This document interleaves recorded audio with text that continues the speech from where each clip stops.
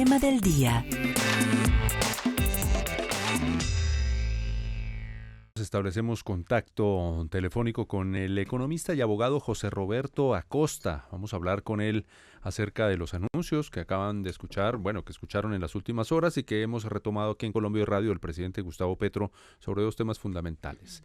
La renegociación con el TLC, eso incluso desde campaña se ha venido avanzando. El mismo presidente ha dado algunos indicios de este tema y se confirma ayer en Pitalito, Huila, y también el tema del café. La coyuntura del café, lo que está ocurriendo en el tema de la representatividad, es la reunión del presidente Petro con las bases cafeteras ayer en Pitalito, en el departamento del Huila. Doctor José Roberto, buenos días, bienvenido a Colombia Radio, ¿cómo está? Muy buenos días, siempre muy honrado de estar con ustedes informando y compartiendo opiniones y datos. Bien, José Roberto Acosta, analista económico. Hablemos acerca del anuncio del presidente Gustavo Petro sobre la renegociación del TLC con Estados Unidos. ¿Esto sí se puede hacer? ¿Se puede renegociar? Claro que sí, como todo acuerdo entre partes asumido de forma voluntaria, se puede también poner sobre la mesa una renegociación de términos, sobre todo porque es un acuerdo que ya supera la década, varios lustros, y han sucedido muchos eventos económicos durante todo este tiempo, una economía mucho más digitalizada, no solo las plataformas en materia de movilidad, sino también plataformas de blockchain, el tema de movimientos de información a nivel global que implican todo un reacomodamiento del aparato productivo y que significan también la revisión de esas cláusulas del acuerdo inicial con los Estados Unidos. Supremamente importante, y no solo Colombia ha planteado eso, sino muchos países en una lógica que desafortunadamente pasó de ser multilateral ante el fracaso de las rondas comerciales de Doha hacia finales del siglo pasado, principios de este, a enfoques bilaterales que no son precisamente los más óptimos a nivel global para optimizar también el comercio internacional. Claro, estamos en una era de reindustrialización que supone, abre el espacio para la renegociación de este tipo de tratados. Ahora, doctor José Roberto, yéndonos a ese escenario, entonces, de momento hipotético, aunque ya el presidente anuncia que se inicia la renegociación, ¿eso qué implicaría en términos prácticos? Estados Unidos también tendría entonces la posibilidad de pedir en esa renegociación nuevas condiciones a Colombia que también nos pongan a nosotros con nuevos compromisos.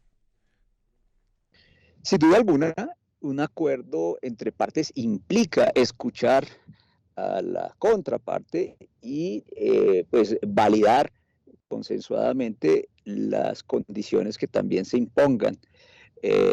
Así que de eso se trata, poner sobre la mesa unas realidades que tanto a Estados Unidos como a Colombia le significan reacomodación de esas cláusulas en buena medida obsoletas y en mucha medida también inequitativas y asimétricas para buscar una relación muchísimo más ordenada del comercio internacional y que favorezca esas ventajas comparativas que busquen complementariedad también de las economías.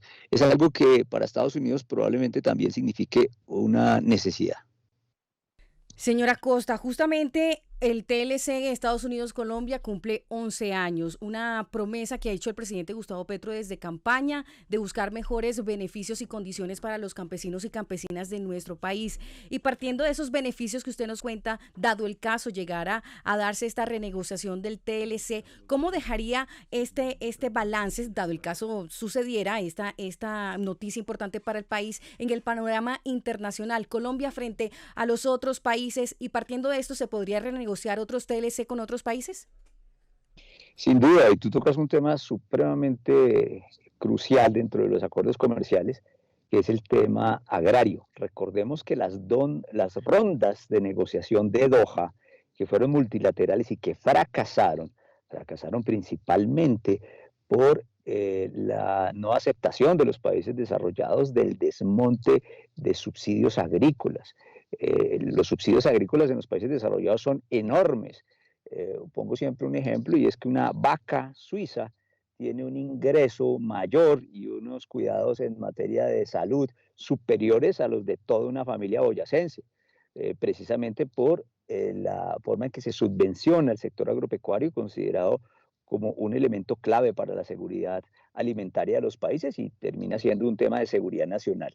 Este fracaso de Doha, precisamente por la falta de voluntad para desmontar los subsidios del sector agrícola y tener un comercio mucho más simétrico, mucho más igualitario, es lo que ha generado también en los tratados bilaterales de libre comercio esas inequidades que sin duda en un mundo en que se está teniendo una crisis climática y el sector agropecuario, especialmente en países desarrollados, sufre muchísimo más, es importante que se reconsidere en materias de tratado de libre comercio, en especial con Estados Unidos.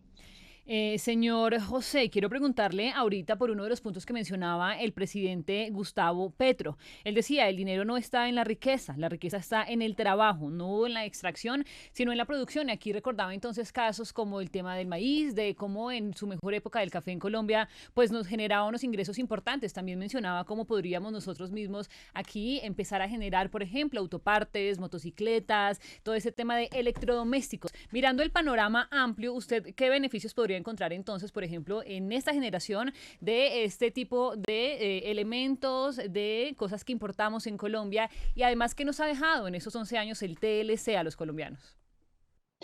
Bueno, empiezo por la última parte de tu inquietud y es que el TLC con Estados Unidos nos ha dejado un balance negativo frente a lo que se nos había vendido.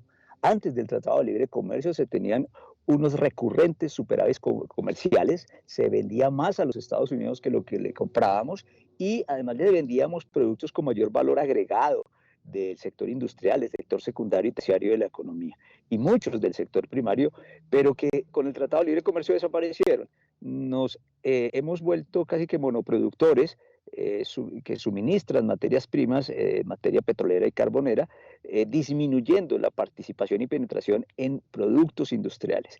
He ahí el punto clave que exige un replanteamiento de nuestra política comercial, no solo con los Estados Unidos, sino con los demás grupos de países con los que se han firmado tratados de libre comercio. Sin reindustrialización no hay trabajo, sin trabajo, como lo define el propio presidente Petro y la política y lógica económica tradicional, sin trabajo no hay riqueza y lo que necesitamos precisamente en países en vías de desarrollo como el nuestro, vulnerables al cambio climático, es generar riqueza, generar mayor valor agregado y un empleo de más alta calidad, de mejor remuneración, que represente también una mayor equidad o menor diferencia de ingresos frente a los países ricos.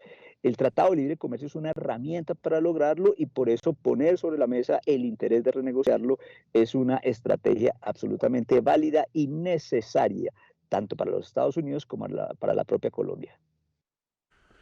Doctora Costa, el tema de los TLC es bueno, de amplio espectro, análisis, pero ya con anuncios sobre esa renegociación, porque usted lo confirma, el mundo ha cambiado, no es el mismo del 2012, de cuando entró en vigencia, porque la negociación empezó antes y pues allí el país sí quedó. 2006, 2007. ¿Empezó la negociación? Sí. Se suscribió en 2012, está vigente, claro, casi después de 6 hacer años después. tránsito por Congreso, Y ha pasado un el buen visto tiempo. bueno de la Corte. 11 años, y 11 bueno, años ha no son pasado- Pero cualquier el cosita. mundo ha cambiado en 10 años. Pero mire, Una de... Uy, lo 11, comentaba pues, acá, y una es década. que yo me acuerdo cómo Más hace de 11 50 años muchas personas salíamos a las calles a decir no al TLC, porque sabíamos que o intuíamos que eso iba a restarle más que darle beneficios a nuestros productores, a nuestros campesinos y a la generación de todos ese tipo de recursos que teníamos aquí en el país y que, como bien mencionaba nuestro analista José Roberto, vendíamos, ahora no, ahora importamos. Bien, 6:37. Segundo tema, doctora Costa, tiene que ver con el otro anuncio que hizo el presidente Petro, especialmente hablando de esas inequidades que existen en tema de ingresos y de desarrollo para el campo colombiano, específicamente en el café. Contémosle a todos nuestros seguidores en Colombia y en el mundo cuál es ese contrato y cuál es la relación que existe entre el Estado colombiano desde hace décadas con la Federación Nacional de Cafeteros y el contrato del Fondo Nacional del Café. Bueno, mire, es algo histórico. Colombia ha sido ejemplo de la forma en que la asociatividad hace sinergia positiva con el Estado y la herramienta con la cual el Estado se ha vinculado con el sector cafetero es el Fondo Nacional del Café, en el que a través de unos aportes parafiscales que hace cada uno de los cafeteros registrados en la federación, se hace un ahorro que se administra por la federación, pero como aporte para fiscal termina siendo un recurso público, un recurso del Estado, y el Estado somos todos. De tal suerte que se logra a través de esos aportes una herramienta que les facilita moderar el ciclo cafetero, momentos en los que el precio no es favorable, se hacen unas transferencias a través del Fondo Nacional del Café para superar los momentos de vacas flacas y se ahorra en momentos de vacas gordas. Recordemos la bonanza de finales de los años 70 del siglo pasado, donde la libra del café llegó a cerca de $3,50. Un precio histórico que no se ha vuelto a repetir y que ha traído a valor actual significaría un valor cercano a los $10 la libra de café. Imagínense semejante bonanza cafetera que pues significó también una acumulación de activos por parte de la federación, como fue en su momento el Banco Cafetero, etcétera. Esa buena sinergia desafortunadamente ha venido favoreciendo mucho más a una dirigencia que al propio campesino de a pie, que al propio cafetero o familia cafetera del minifundio, porque es un sector además caracterizado no por grandes terrenos de cultivo, sino por fincas familiares en donde la utilización de la mano de obra es bastante intensiva, precisamente como característica del cultivo.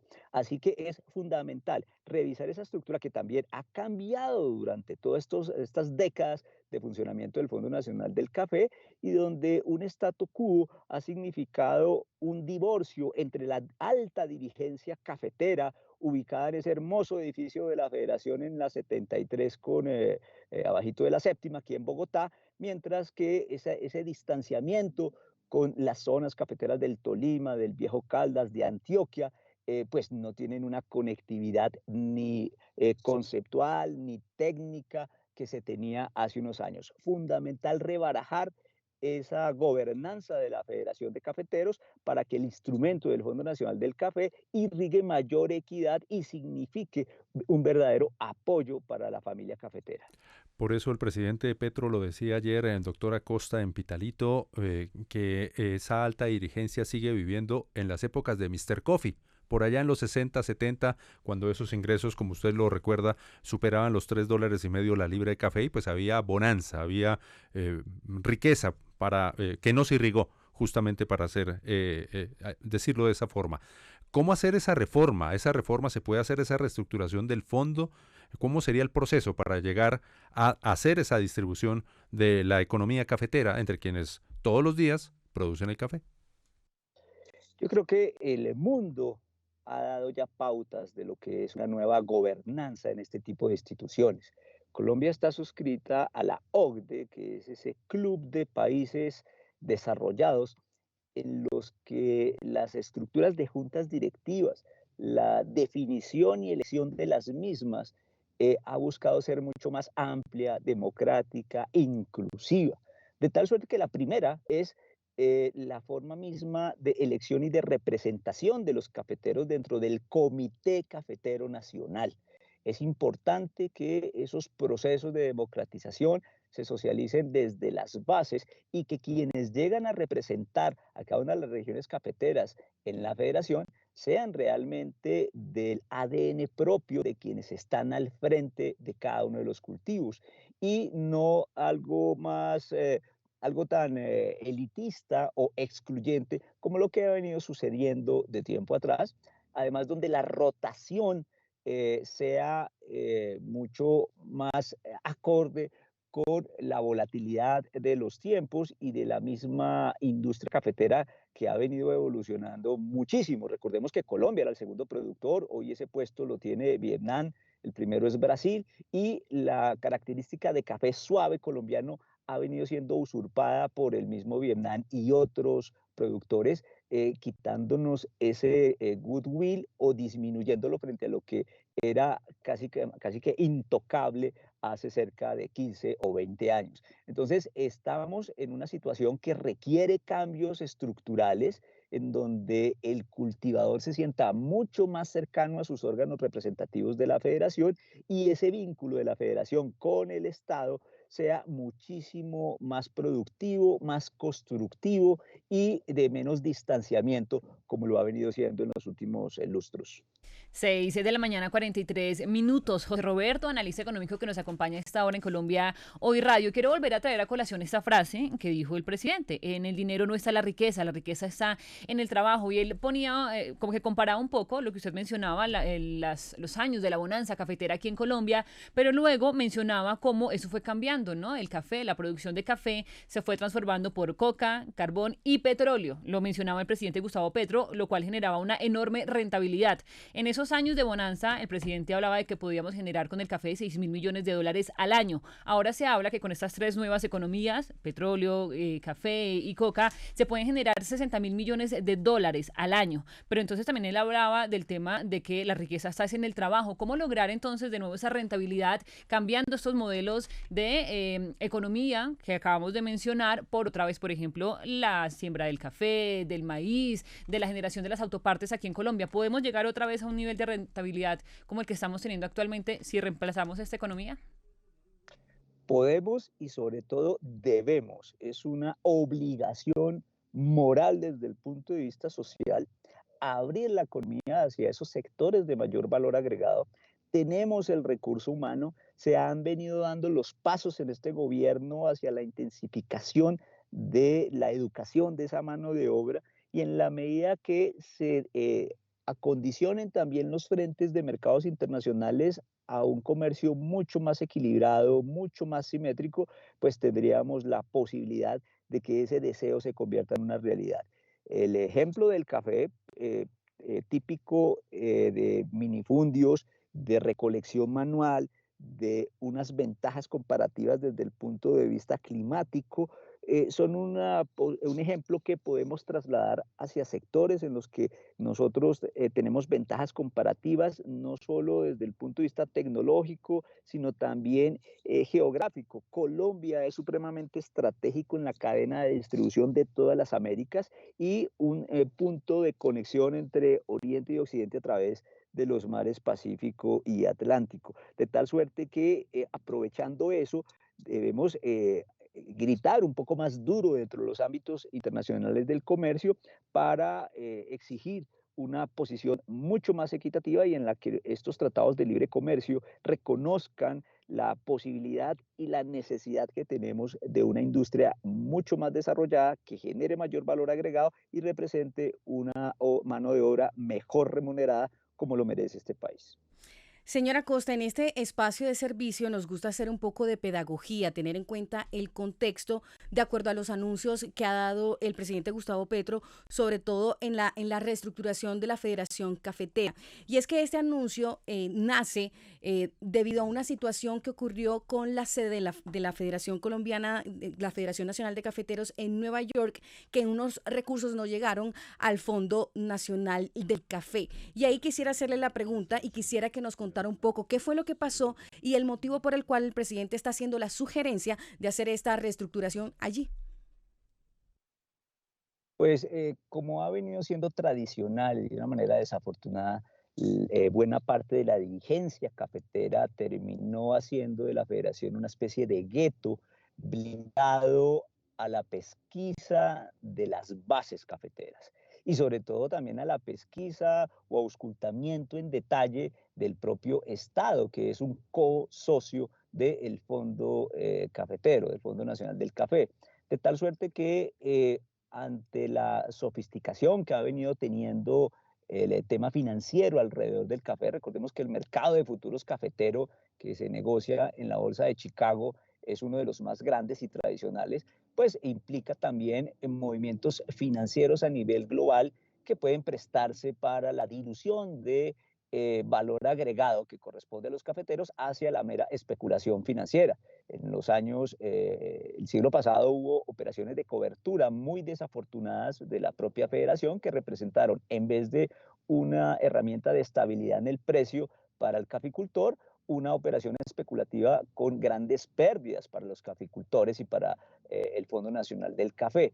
Así que hacer más transparente, hacer más participativa este tipo de lógicas financieras que hay alrededor de la industria real del cultivo hace necesario también una democratización y una mayor participación, no solo de las bases, no solo del cosocio del Fondo Nacional del Café como es el Estado, sino de toda la ciudadanía, porque el café es una industria de Estado, es una industria propiedad de todos los colombianos, hace parte de nuestra historia, de nuestra cultura, de cada uno de nuestros ancestros, así que es fundamental que cada uno de los responsables de estas operaciones puedan rendir cuentas de una manera transparente y en detalle de lo que se hace en una sofisticada operación financiera que, vuelvo y repito, es necesaria, complementaria, pero también que debe ser muy transparente alrededor de esta industria.